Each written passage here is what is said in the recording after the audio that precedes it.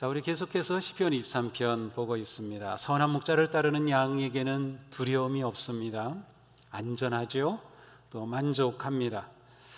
목자가 원수 앞에서 상을 차려주시고 기름을 부어주시니 양은 더할 나위 없이 만족합니다. 이 양이 최고로 만족함, 이 마음에 이 넘치는 기쁨을 표현한 것이 바로 내 잔이 넘치나이다 라는 고백입니다. 양들에게 잔이 넘친다, 양이 그렇게 만족한다, 그것은 어떤 상황일까요? 양들이 진정으로 만족하고 내 잔이 넘치나이다 라고 고백하기 위해서는 적어도 이 세 가지가 충족되어야 합니다. 첫째는 적으로부터 내가 안전하게 보호받고 있다고 하는 확신입니다. 계속해서 맹수들이 있고 위험이 있을 때 나는 안전해, 목자가 나를 보호하고 지켜주니까 주의 지팡이와 막대기가 있음을 믿으며 안전함을 느낄 때 양은 만족할 수 있습니다. 또한 양은 신선한 풀을 마음껏 뜯을 수 있을 때 만족하겠죠. 먹을 것이 없고 풀이 없어서 계속 배가 고프다면 양은 결코 만족할 수 없을 것입니다. 그러므로 목자는 양들을 이끌고 푸른 풀밭으로 이끌고 또한 여름에는 고원지대로 이끌어주면서 부족함 없이 꼴을 공급해 줍니다. 세 번째로는 물이 충분해야 합니다. 모든 살아있는 생명은 물이 필요하죠. 물이 없다면 그 갈증 속에 양은 괴로워할 것입니다. 양에게 물을 충분히 제공해 줄 때 목자 자신도 내가 목자를 제대로 목자 일을 하고 있구나 라는 자부심을 느낄 것이죠. 우리는 앞에서 잔잔한 물가라고 하는 그러한 표현을 본 적이 있습니다. 그죠? 잔잔한 물가로 인도하신다. 그런데 이 잔잔한 물가가 주는 아니면 의미하는 것은 물이 많다는 것이 아니라 그것은 평안함과 평화로움을 의미합니다. 반면에 오늘 우리가 보는 넘칩니다, 잔이 넘치다는 이 표현은 실제로 물이 풍족하게 넘치는 것을 의미하고 있습니다. 목자에게는 언제나 양에게 물을 충분히 공급하는 것이 가장 중요한 일입니다. 그래서 어떻게 하면 양에게 물을 안정적으로 공급할 수 있을까? 이것이 목자가 늘 고민하는 것입니다. 팔레스타인 지역에서, 중동 지역에서 가장 큰 목자의 재산은 우물입니다.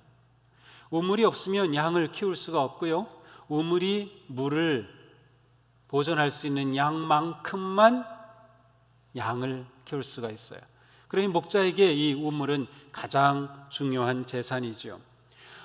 우물을 확보하지 못한다면 사실은 아무것도 할 수 없습니다. 구약 창세기에 보면 우물을 가지고 다투는 이야기가 많이 나와요. 그것은 우물이 그 당시에는 가장 중요한 재산이기 때문입니다.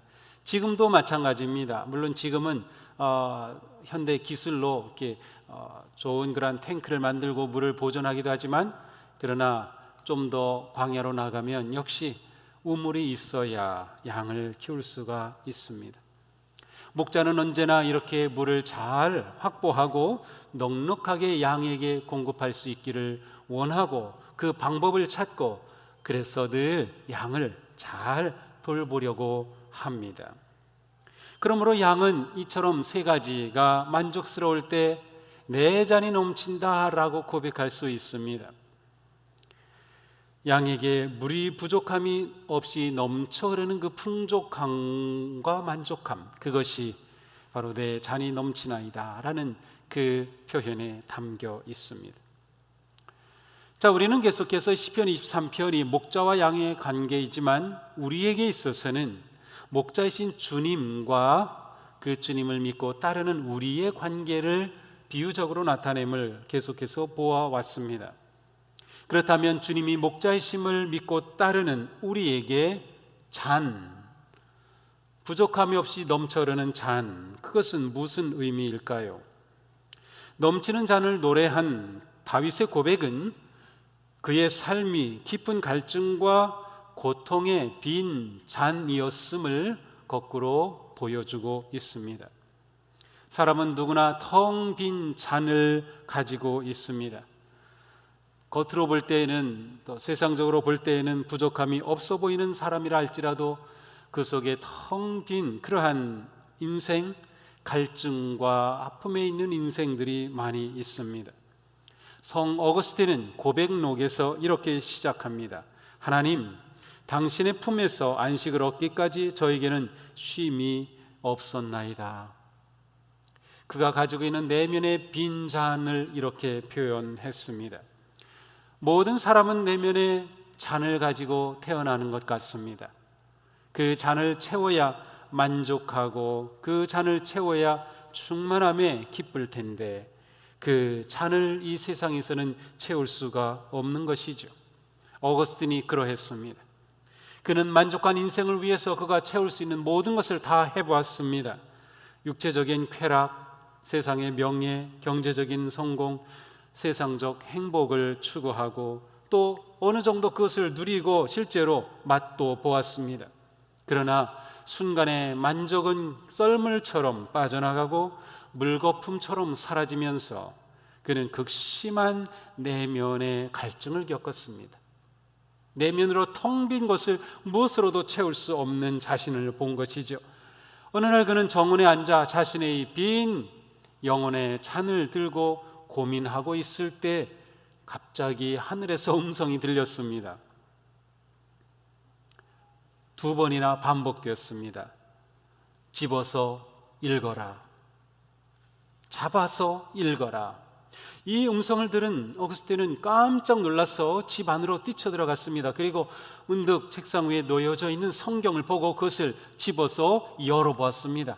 근데 놀랍게도 로마서 13장 13절의 말씀이 보였습니다. 낮에 행동하듯이 단정하게 행합시다. 호사한 연회와 술 취함, 음행과 방탕, 싸움과 시기에 빠지지 맙시다. 이렇게 말씀으로 충격을 받은 그는 예수 그리스도를 만나게 됩니다. 주님을 만나면서 그의 빈 잔이 채워지는 것을 경험합니다. 예수 그리스도의 사랑이 밀려들어와 그 잔을 채웠고 예수 그리스도의 십자가의 은혜가 자신의 죄를 씻었으며 그에게 참된 평안과 안식이 찾아왔습니다. 그때 그는 고백할 수 있었습니다. 내 잔이 넘치나이다. 그렇습니다. 우리는 넘치는 잔을 말할 때 그것은 텅 빈 잔이 있음을 전제로 합니다. 우리의 인생이 텅 빈 잔임을 우리가 발견하고 인생의 갈증을 느끼며 그리고 내가 텅 빈 잔을 가지고 있음을 인정할 때, 그래서 그 잔을 채우시는 주님을 향하게 될 때 우리는 놀라운 주님을 만납니다. 목자이신 주님을 만나게 되죠. 그래서 마음이 가난한 자가 복이 있다고 말씀합니다. 주님은 모든 인생을 넘치는 잔으로 초대하십니다. 수고하고 무거운 짐진 자들아 다 내게로 오라. 내가 너희를 쉬게 하리라. 주님의 이 초대가 우리를 넘치는 잔의 삶으로 부르시는 주님의 음성입니다.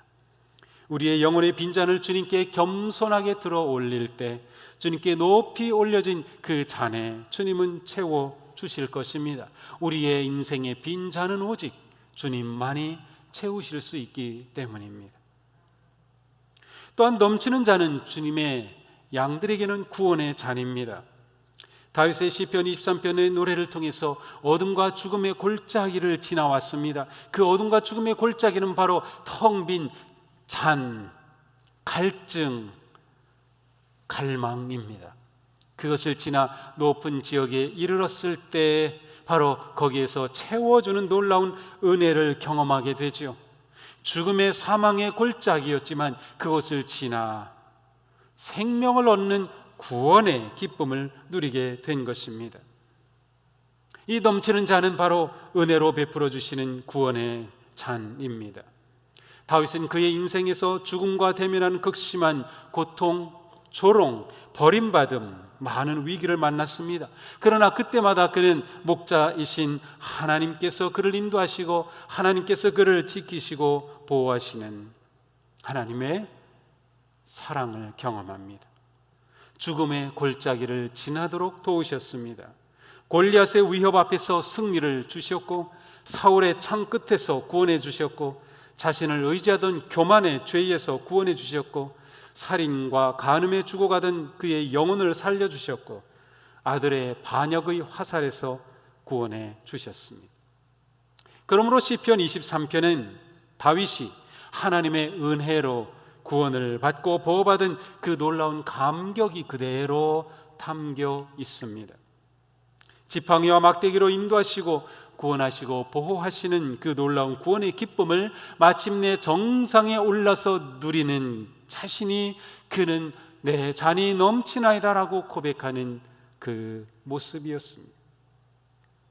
그러기에 다윗은 시편에서 노래합니다. 내게 주신 이 모든 은혜를 내가 여호와께 무엇으로 보답할까? 내가 구원의 잔을 들고 여호와의 이름을 부르며 여호와의 모든 백성 앞에서 나는 나의 소원을 여호와께 갚으리로다. 하나님께서 베풀어 주신 그 은혜 가운데 그는 구원의 잔을 높이 들었습니다. 우리의 믿음 생활은 하나님께서 베풀어 주신 은혜와 구원의 잔을 감사하는 생활입니다. 우리가 예배하며 무엇을 합니까? 하나님께 감사하는 것이죠. 성찬을 받으면서도 우리는 감사합니다. 그래서 성찬식의 원래 이름은 감사 성찬예입니다. 코로나의 위기와 두려움과 아픔 중에도 지팡이와 막대기로 인도하시는 그 주님의 손을 우리가 잡는다면 우리는 이 상황 속에서도 내 빈잔을 채워주시는 주님의 그 풍성한 은혜와 구원을 노래할 수 있을 것입니다. 구원의 잔은 필연적으로 기쁨의 잔이 됩니다. 그렇죠. 당연하죠. 그 모든 사망의 골짜기를 지나 구원받은 그 자리, 거기에는 기쁨이 넘치게 되어 있습니다. 다윗은 노래합니다. 나는 주님의 한결같은 사랑을 의지합니다. 주님께서 구원하여 주실 그때 나의 마음은 기쁨에 넘칠 것입니다. 기쁨은 오직 주님에게서 찾아라. 주님께서 내 마음의 소원을 들어주신다. 선한 목자이신 주님의 구원의 은혜를 받은 성도는 감사하고 기뻐합니다.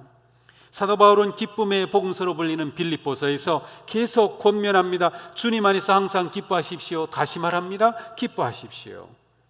우리의 기쁨은 주님에게서 옵니다. 기쁨의 원천은 주님이십니다.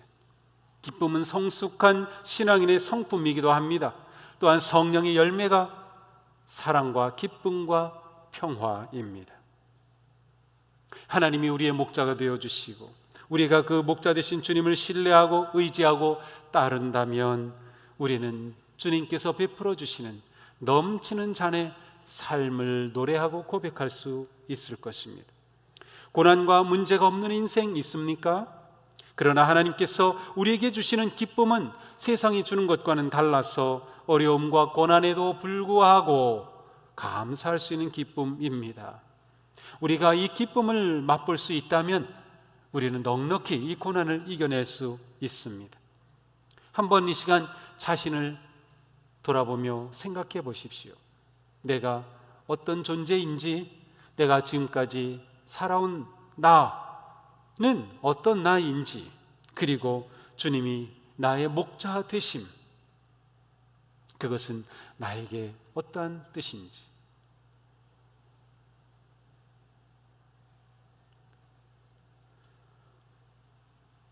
목자이신 주님께서 이 시간 우리에게 다가오셔서 우리의 마음을 만져주시고 우리의 두려움을 용기로 바꿔주시고 우리의 삶을 새롭게 세워주시기를 축복합니다. 넘치는 잔은 영혼의 빈잔이 채워지는 구원의 감격과 기쁨입니다. 그러나 우리의 삶은 단지 기쁨을 누리는 것이 끝이 아닙니다. 기쁨이 우리의 종점이 아닙니다. 마가복음 10장에서는 야고보와 요한이 예수님에게 높은 벼슬자리를 요구하는 장면이 나옵니다. 그때 예수님이 그들에게 말씀하십니다. 너희는 너희가 구하는 것이 무엇인지를 모르고 있구나. 내가 마시는 잔을 너희가 마실 수 있고 내가 받는 세례를 너희가 받을 수 있느냐. 여기서 예수님은 내가 마시는 잔을 말씀하고 계십니다. 이 잔이 무엇을 의미할까요? 예수님이 마시는 잔, 그것은 고난과 십자가에서 죽으심이었습니다. 이후에 예수님은 겟세마네 동산에서 이렇게 기도하십니다. 아버지께는 모든 것이 가능하오니 이 잔을 내게서 옮기시옵소서. 그러나 나의 원대로 마옵시고 아버지의 원대로 하옵소서. 예수님에게 이 잔은 죽음의 잔이었고 이 잔은 곧 예수님이 이 땅에 오신 이유였습니다.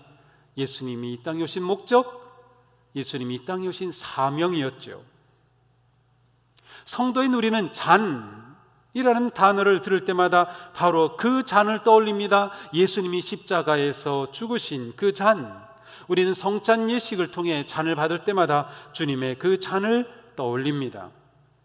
십자가의 고난과 죽으심이 예수님의 사명의 잔이었듯이 우리는 넘치는 잔을 통해 은혜와 구원의 잔, 그리고 그것이 우리의 기쁨의 잔이 될 뿐만 아니라 그것은 우리에게 사명의 잔이 됩니다.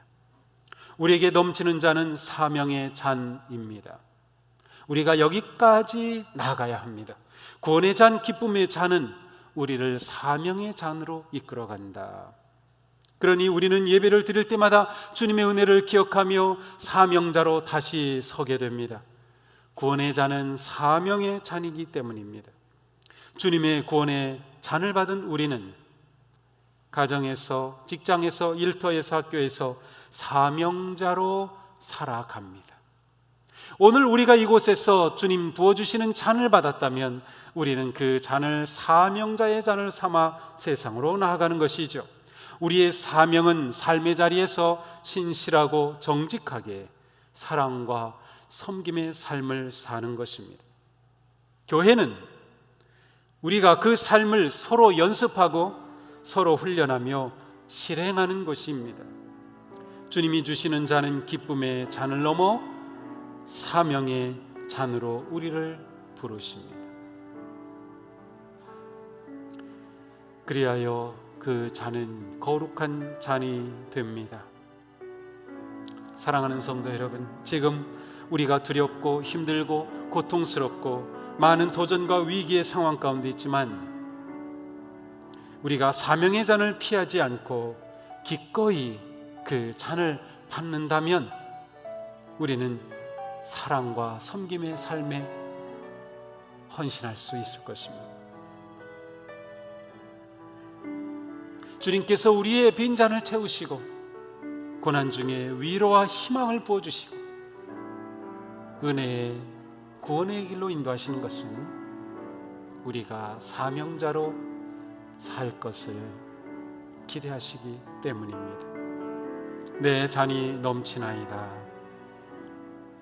우리의 빈잔이 채워지고 구원의 기쁨이 되며 사명의 거룩한 잔으로 변화되는 그러한 복된 성도들이 되기를 축복합니다. 오늘 주님의 은혜와 말씀으로 채워지고 그리고 그 말씀 따라 한 주간 믿음으로 승리하는 삶, 고난의 때일수록 우리의 사랑과 섬김은 더욱 빛나게 되어 있습니다. 우리가 그 삶으로 나아간다면 우리는 평생 주님이 부어주시는 그 잔으로 만족하며 감사하며 기쁨의 인생을 살아갈 것입니다. 이 복된 자리로 성도 여러분을 초대합니다. 헌신하며 믿음으로 나아가기를 축복합니다. 기도하겠습니다.